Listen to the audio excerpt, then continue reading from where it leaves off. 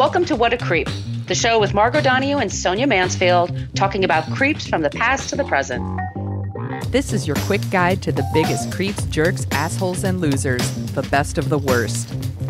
From two nice ladies who want the world to be a little less creepy.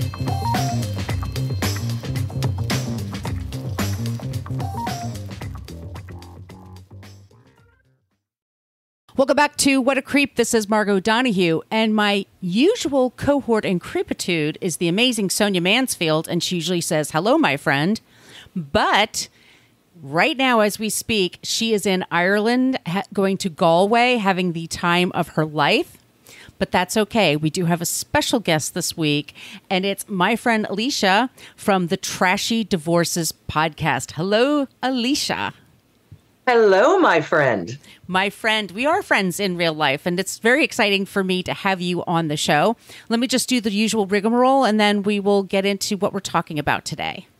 We are a podcast that talks about creeps from the past to the present.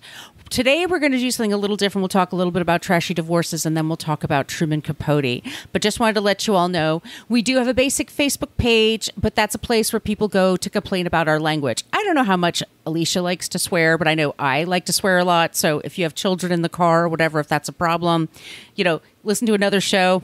Don't complain about it on the Facebook page. But if you do want to interact with us, we are very interactive in our Facebook group. You just type in What a Creep podcast group, ask to join, and you just come on in.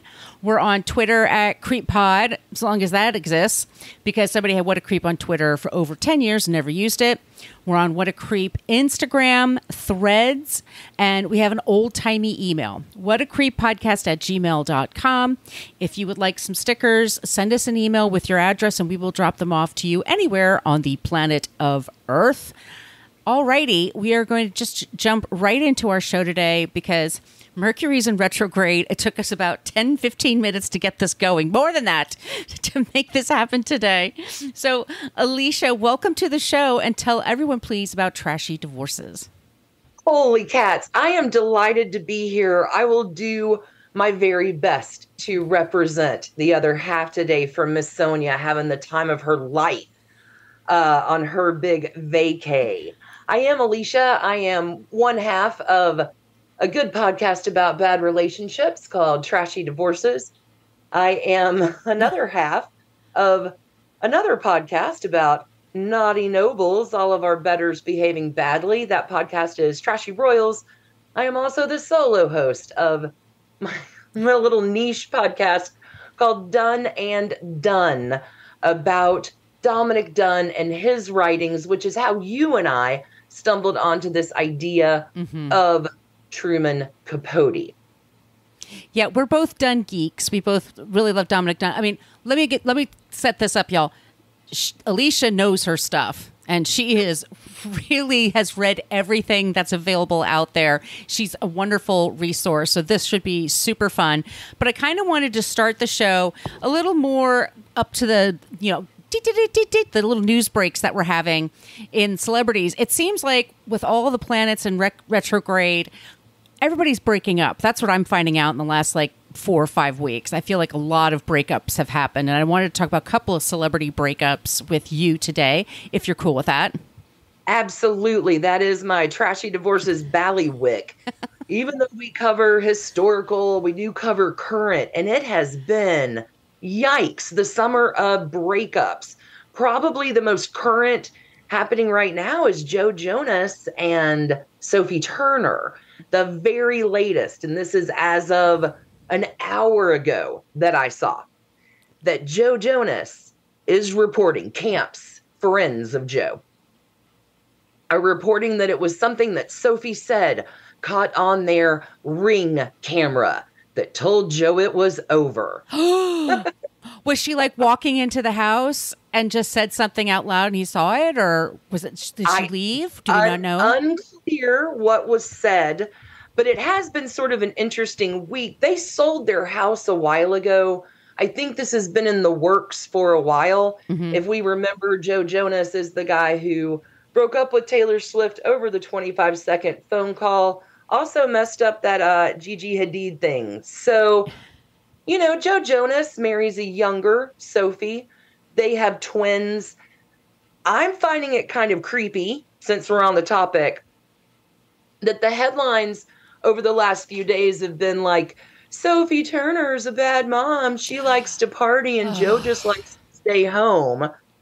There's a little bit of unfairness about that, but that's one I've definitely got my eye on. I understand that he's on the road and the kids are with him. And I'm not sure if they're twins. I think they're two different ages, but they're very young. Oh, maybe, yeah. Yeah, I think one of them's only like a year old and the other one's just a little older than that. And what is she, 25? She's pretty young. Probably, yeah, 26 by, I mean, a little bit older by now.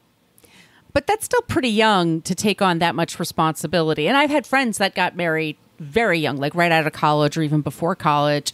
And some of them turned out great and some of them don't turn out great. A lot of marriages don't turn out great. And especially in, I know in show business, it's a lot of pressure. Also, I heard that she likes to be in England and wants to stay there. Well, and that wouldn't be the first time within our Trashy Divorces universe we've seen couples who prefer to be on different sides of the world. Right. That sometimes keeps a relationship together, depending on how much time you like to spend together. Sometimes it's the thing that's going to drive you apart. And who knows? I got my eye on that one. Well, supposedly he has the kids with him on the road, and people are now mom shaming her for not doing that. And it's like, they are his kids too. And I'm sure he has a pack of nannies to take care of all the things that the kids need taken care of. And if he's going to be a dad that goes on the road a lot, maybe he just wants his kids to get used to that, because that's going to be the lifestyle. There's a lot to unpack there. Yeah. Another one that I have my eye on. Did you catch up on Corey Feldman splitting from his third wife? No. Oh my God. What happened? We covered this one not too long ago. They separated. She's part of his Corey's Angels band thing. Apparently, this poor woman is suffering from chronic fatigue syndrome. Oh, yeah. And Corey just can't handle it. So they've set out a amicable separation notice. I think this is his third time down. There's another hot one going on this summer. Steve Harvey with his wife that was finally going to last, Marjorie, I think. They have filed for divorce. That is shocking to me, because that, like you said, that was the one that was going to last. And he's actually, for my other show, Book versus Movie, we did a segment about a Steve Harvey book, and it was a relationship book. And it was all about women don't give up the cookie until you get a ring and all that old school sexist crap, which actually turned into a decent movie that I can't remember right now. But I was shocked because, like you said, it was like his fourth or fifth marriage. And I thought he was really settled. She's going to get a lot of money. He's worth some coin. Yeah. The beautiful thing about Trashy Divorces as a podcast is there is never a lack of material. Well, today we wanted to talk about Truman Capote, and it's something that actually Sonia and I have been talking about, like maybe adding on with the show, having on a segment that's like, well, are they a creep or not? And sometimes, it's a little like 3 of one, have a dozen of the other. But I wanted to talk a bit about Truman Capote because I'm very passionate I'm a big fan of his work. I've read everything.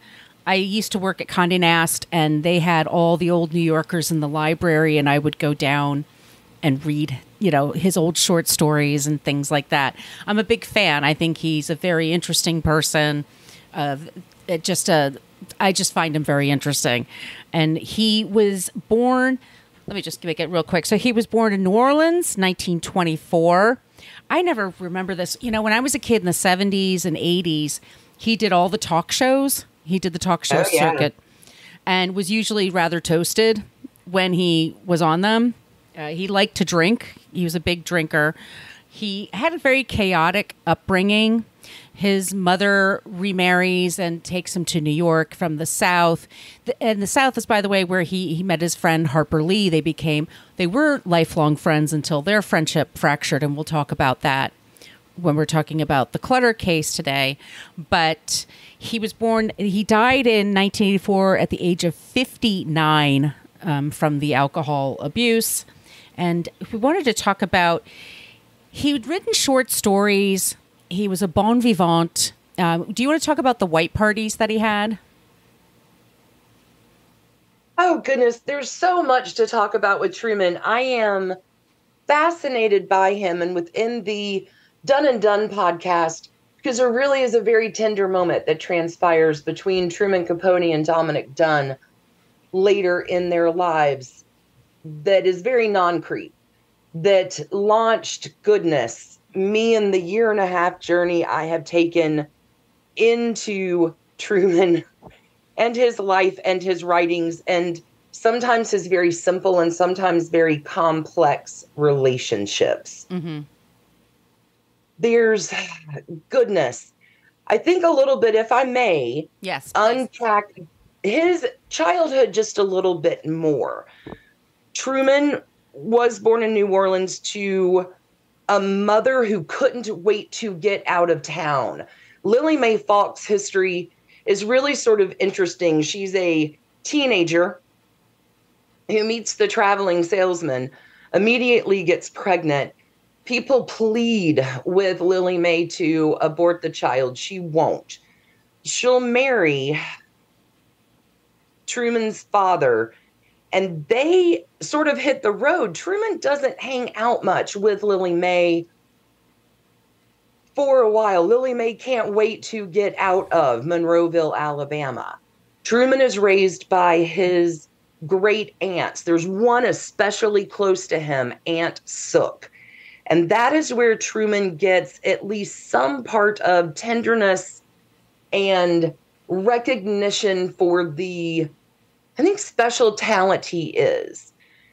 Aunt Sook and Aunt Jenny live next door to the Lee family, Nell Harper Lee, whose father, right, in fiction is Atticus Finch. Mm-hmm.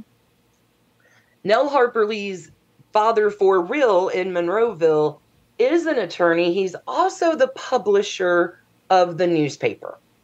And he will give, Mr. Lee will give Truman and Nell a typewriter at the age of 6. Truman also is always writing. He's always observant. He's always writing. And he, within childhood, is very doted upon by his aunts. But mostly the connection with he and Lily Mae is Lily Mae comes to visit Truman, stays about 24 hours, and then she hightails it out again. Have you covered, I'm certain you have, Breakfast at Tiffany's? Oh, yes. We covered that on Book versus Movie. And yes, it's the book is very, very different from the movie that we were all famous, the Audrey Hepburn film. Very different. But if you think about Holly Golightly in her first sort of incarnation as Lula Mae, that is very much Truman's mother, Lily Mae. Lily Mae hightails it to New York in order to find a husband, in order to get out of her small, tiny town, Alabama, leaving her son behind. So when Lily Mae, who becomes Nina, finally does land Joe Capote, Truman is jacked, right? At 9 from everything he's ever known. Now he's in a private school. He spent some time in New York. There is some time in Connecticut. He makes 2 really non-creep friendships here. The first is with Carol Marcus. The second is with Phoebe Pierce. There is a connection that Truman gets here with the feminine that is not his mother. Does that make sense? Mm-hmm. So you've got it in Nell Harper Lee. You have it in Phoebe Pierce. You have it in Carol Marcus. These are his most early friendships. This is going to influence, I think, how Truman relates to the feminine through the years, and most especially when we get around to the Swans. Right. I can talk about Truman so long. Tell me about where you want to follow that up. I want to take that. I want to take it that he, living in New York and then going to school in Connecticut was very advantageous for him. He got a great education. He also met wonderful people. He got to work at the New Yorker at the ad desk or whatever. He got his foot in the door and he was always just a writer after that. He was writing short stories. He was known for being a bon vivant, as I said. He loved to party. He loved to have cocktail parties. He was an extrovert to the extreme. He also did have a very long-term relationship in his life, but he also had addictions and he had issues with, I mean, it's not creepy, but there's a bitchiness to him.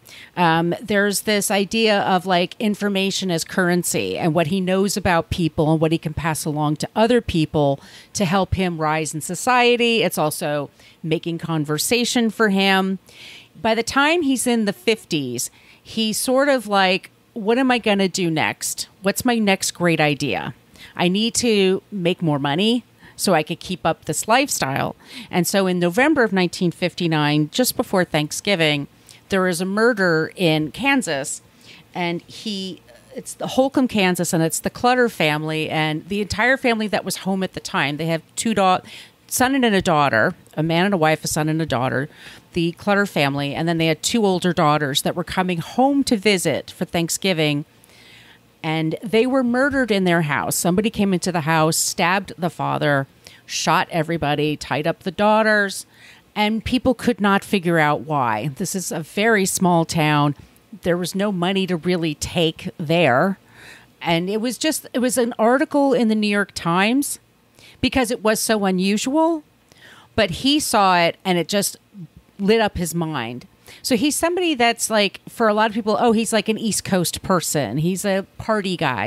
And he's actually from small towns, and he understands how they work. And so he just gets it in this idea in his head, like, I'm going to visit this town and I'm going to see what kind of psychic damage was done with what happened here. And he brings along his friend Nell, who's Harper Lee. We should also say there are 2 Truman Capote movies, and there's 2 different In Cold Blood movies that come out. This is going to be the juggernaut in his career, but it's also going to be the thing that haunts him for the rest of his life. He goes to town. He becomes friends with the KBI, Kansas Bureau of Investigations. He becomes friendly with the town's police officers, with the ladies who lunch there, and with Nell's help, by the way, because he was a little intimidating to people. She was much more down to earth. And they helped get to know these people. They were there when the 2 killers were caught, and they were there when there was the trial. And then for Truman, he really felt it was important he had to be there for the whole thing. And that meant he needed to get to know the killers, because unfortunately, when you're murdered, the victims get forgotten, and the killers are the ones that get the headlines. And to the point that Truman was writing his stories, it would eventually be adapted into New Yorker magazine. And it was a series of publications of him bringing out the story. They had Richard Avedon take pictures of these men that killed these people. And they were losers. They were unrepentant. They were creeps. And they took away this family, this beautiful family, and haunted this town forever. I thought it was very interesting. The 2 other daughters that they had, one was married and the other one was about to get married, and she was going to get married between Christmas and New Year. But because the killers were out there and they had no idea where they were, and they thought maybe there's a mark on the family, the daughter decided to move her wedding up and got married just a couple of days after they buried their family, because she wanted to be able to change her name. She's still married to that man to this day. But Truman becomes we have Bill Hickok and Perry Smith are the 2 killers. And then, of course, we learn their stories and their backstories, and they both have traumas, of course, and tough backgrounds, tough childhood. Both of them had head injuries and had traumatic things happen to them. Of course, we all know none of this is an excuse to hurt people, to harm people. But what did happen in the process is, did Truman fall in love with Perry Smith? Was he just smitten with him? Did he just fall under his spell for a bit? Who knows? But he tends to give the killers the more interesting edit. And the Clutter family for years, and I'm not mentioning too many names because they actually prefer not to. I'm going to, that's why I'm trying to keep the details sort of foggy. There's a documentary series called Cold Blooded, and it's streaming on Amazon, and you can see this for yourselves and witness all this. The family, when Truman turns in his book In Cold Blood, which took several years, it was well into the 60s that it came out, the family had like 30 pages of notes. I would say he gave the asshole edit to the family. He made them look like they were hicks, that they were these zealots, that they were very rigid, that there wasn't a lot of warmth in that family, that the mother was very cold and always in bed. She kept to her bed sort of thing, when in fact, she did have depression, but she was someone, good for her, went to get help when she was going through that. There's just, the edit for the family has never been justified to me compared to what the edit was for the people he met, but they were the more interesting ones to him. And that's the angle that they take with the movies that come out later. It's, for me, and he made a lot of money with In Cold Blood. This is back when, books could sell millions of copies in a year. He became a hero on the talk show circuit. But in the town where he went, Holcomb, Kansas, it's very much like 50-50 at the time. 50% of the people were excited. They were happy to get the murder solved. They liked being a part of this big story. But the other half was like, this was gruesome. He was picking the bones of tragedy of these people and put his spin on it. And then that editorial became the story. And after that, he had some pretty rough times. He had problems with alcohol, like I said. And then I guess we'll start talking about this other parts of his life. Yeah, In Cold Blood for him, he stumbled a little bit on. He had just got an assignment. He was about to write what it was like to be a maid for the day in Babe Paley's house in 1958. This is after the publication of Breakfast at Tiffany's. And it comes across, naturally, the article about the family in Kansas. I am going to vote he kind of was a real creep to Nell. So Harper Lee, Nell, his BFF since the age of 6, she had just put the finishing touches on To Kill a Mockingbird. I've heard of it. So that book is about to be published. So like Harper Lee's got some time, right? Yeah, Truman, I can go help you. Which she does. Her gentleness or femininity. I mean, because Truman, kind of funny looking.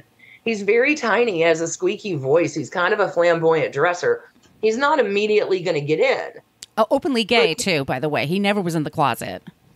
Yeah. Oh, yeah, never. But lending a little bit to, I guess, his creepiness factor, with the town feeling the way they did about Truman, he got in with the Deweys. Alvin Dewey, the head of the police. They were even invited via Truman to Dominic Dunn's Black and White Ball in April of 1964, which is the inspiration for Truman's Black and White Ball, held November 28th, 1966, upon the publication of In Cold Blood.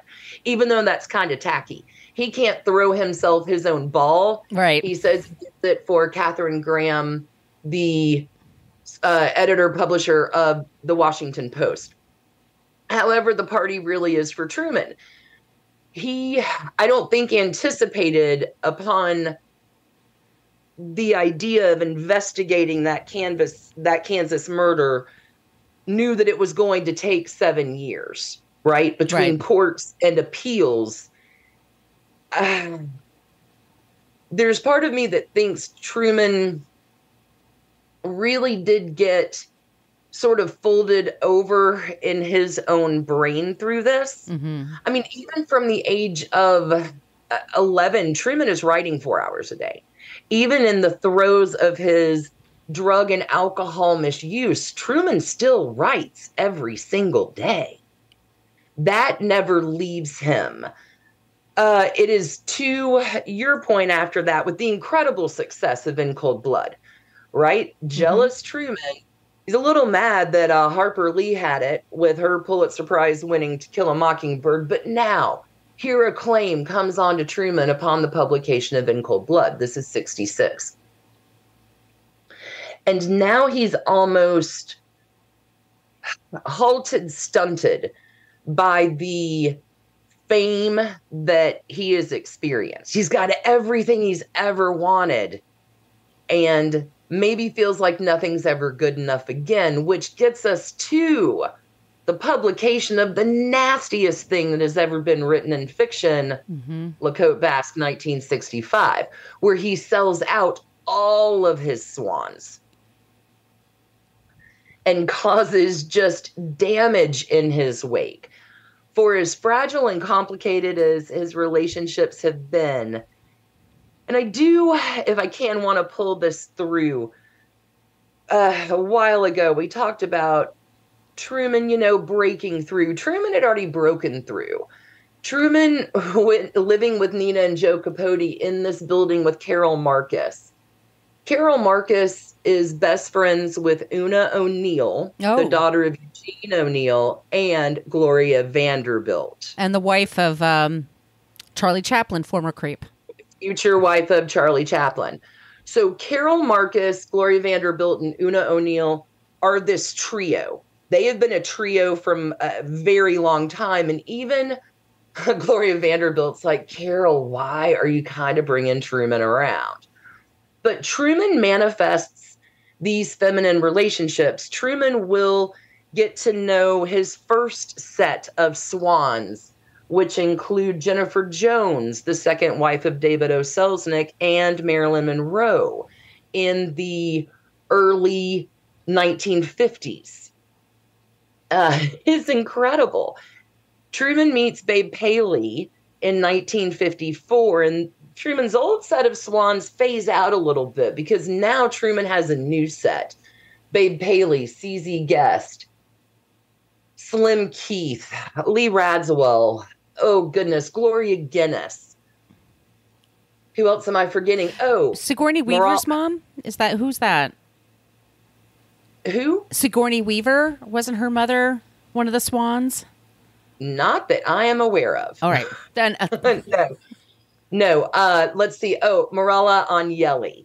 You can include probably Mona von Bismarck in that. You can include Katharine Graham in that. You can include probably Pamela Harriman Churchill. They all connect. It is just this web of interesting relationships, but Truman sells them all down the river in 75, continuing with his alcohol and drug misuse on a pretty intense scale, sort of wrecks the last decade of his life. Right.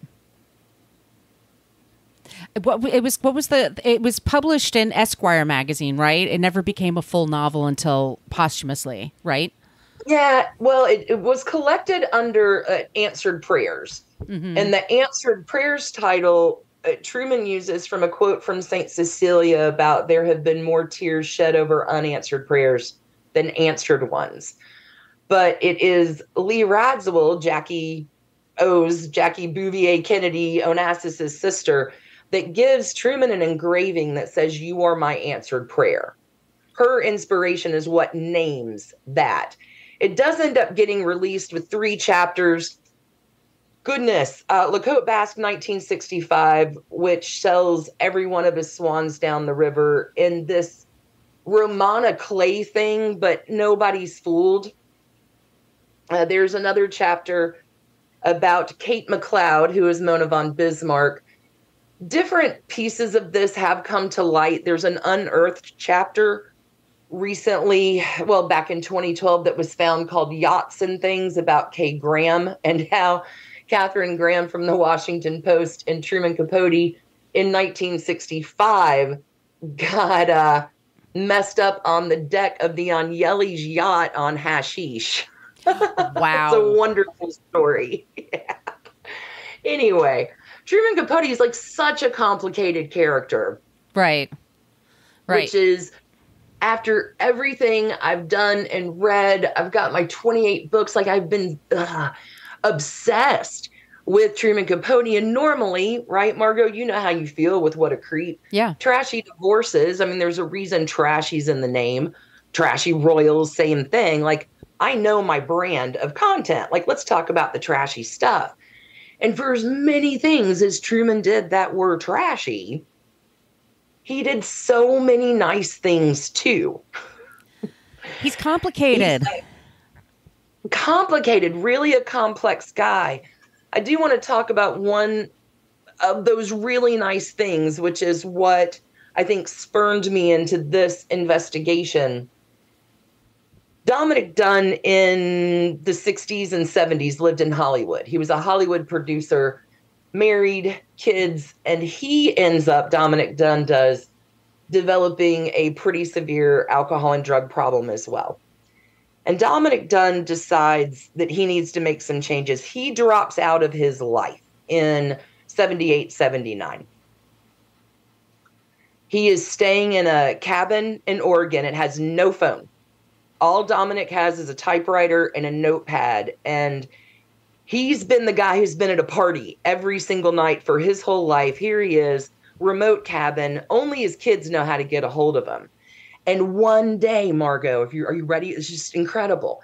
Truman Capote, this is 1979. Truman Capote is released, answered prayers. He's been on the skid since 75, at least with every friend, mostly that he's ever known. Mm-hmm. 79.